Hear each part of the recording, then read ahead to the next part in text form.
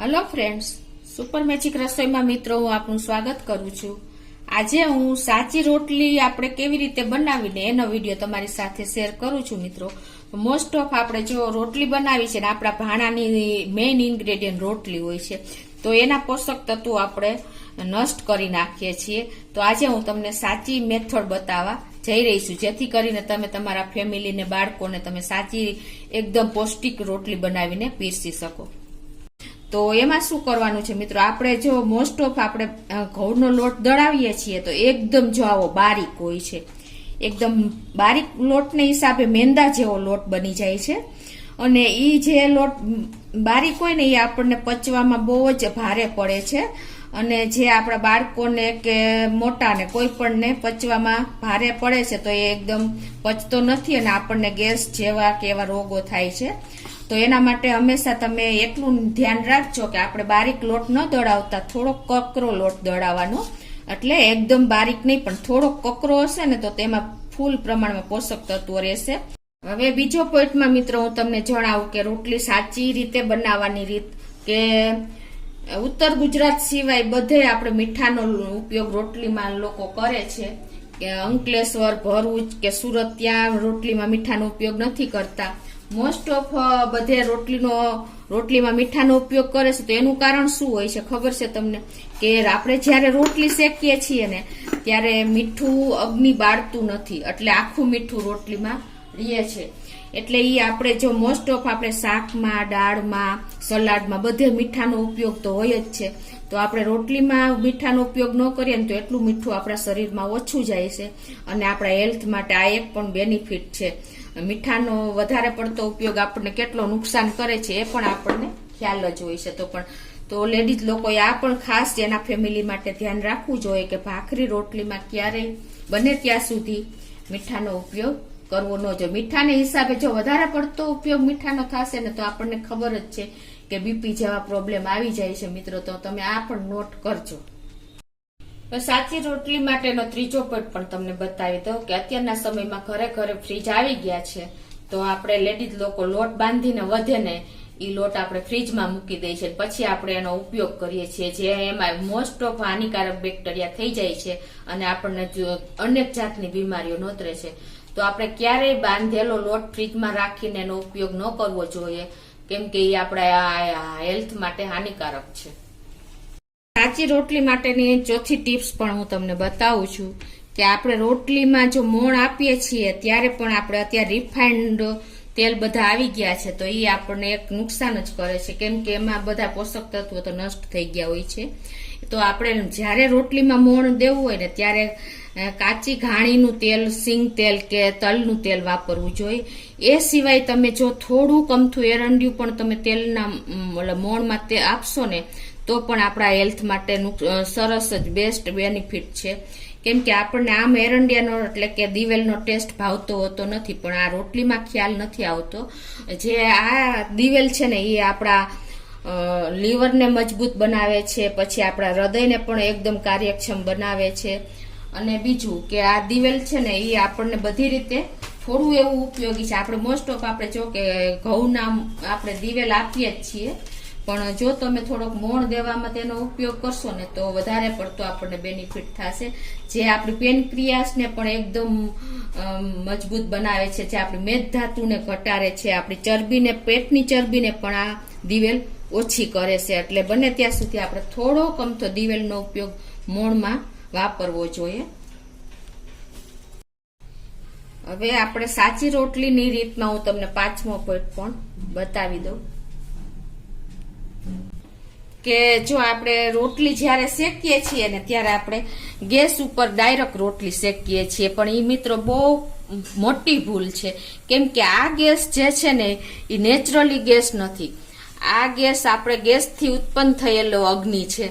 એટલે જો તમે ડાયરેક્ટ આવી રીતે રોટલી ગેસ ઉપર અધકચરી શેકાઈ જાય ને ત્યારે લેડીઝ લોકો સીધી ગેસ ઉપર ફૂલાવે છે, પણ આ રીત પણ ખોટી છે, કેમ કે આપણે રોટલી હંમેશા લોઢી ઉપર કે તાવડી ઉપર જ શેકવી જોઈએ। આ ગેસની અગ્નિ છે ને એ આપણને નુકસાન કરે છે, તો તમે આ પણ ખાસ એક નોટ કરજો। સાચી રોટલી માટેનો છઠ્ઠો પોઈન્ટ તમને બતાવી દઉં કે આપણે ગુજરાતમાં તો જો ફૂલ મેનુ હોય છે, એટલે કે રોટલી શાક હોય, દાળ ભાત હોય, કઠોળ હોય, તુવેરની દાળ હોય, આ બધું એકી સાથે આપણે લઈને તો આપણો પાચન અગ્નિ છે ને એ મંદ પડી જાય છે, એટલે કે પચવામાં આપણે બહુ ભારે પડે છે.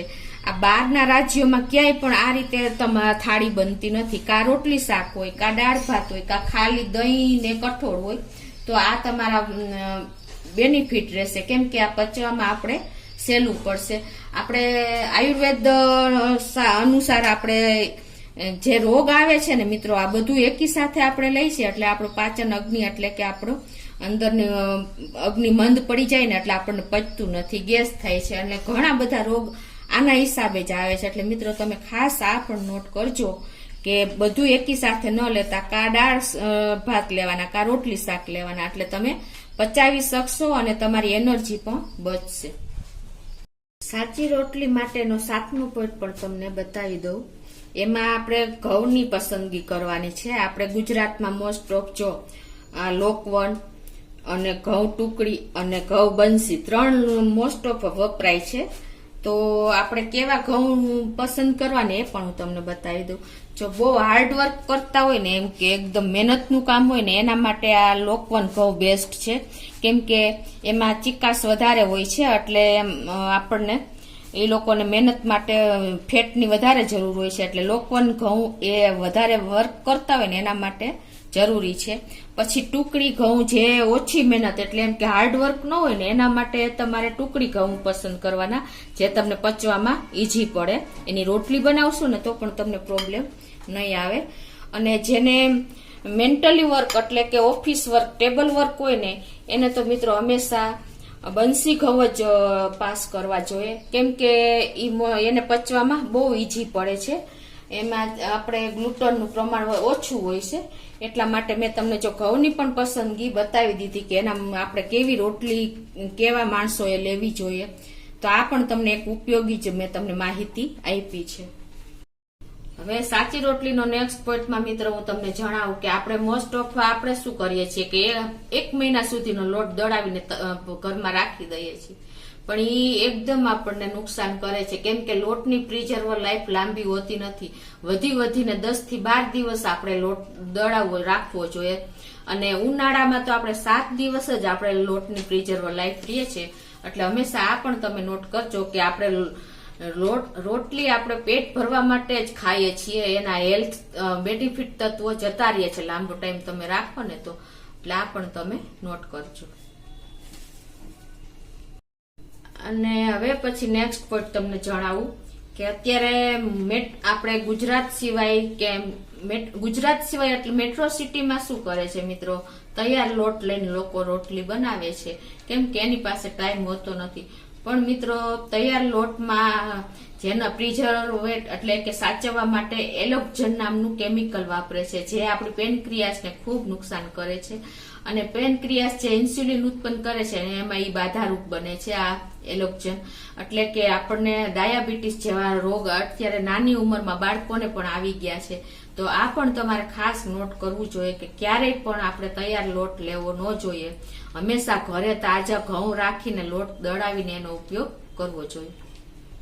લાસ્ટ પોઈન્ટ પણ તમને સાચી રોટલીનો બતાવી દઉં કે અત્યારના સમયમાં, મોડર્ન સમયમાં આપણે બધા એવો ક્રેઝ ચાલતો થઈ ગયો છે કે આપણે મિક્સ લોટ એટલે કે મલ્ટીગ્રેન આટાનો ઉપયોગ કરતા થઈ ગયા છે. પણ મિત્રો આ પણ એક આપણી મોટી ભૂલ છે, કેમ કે મલ્ટીગ્રેન આટામાં આપણને નુકસાન જ છે, કેમ કે જો બાજરી અને ઘઉં કે જવ એ બધાનો સ્વભાવ અલગ અલગ હોય છે. બાજરી સ્વભાવમાં ગરમ હોય છે, જે પચવામાં ભારે હોય છે અને તે એકદમ ડ્રાય હોય છે, જ્યારે ઘઉં એ બાજરીથી થોડાક હળવા હોય છે અને ચિકાસ હોય છે.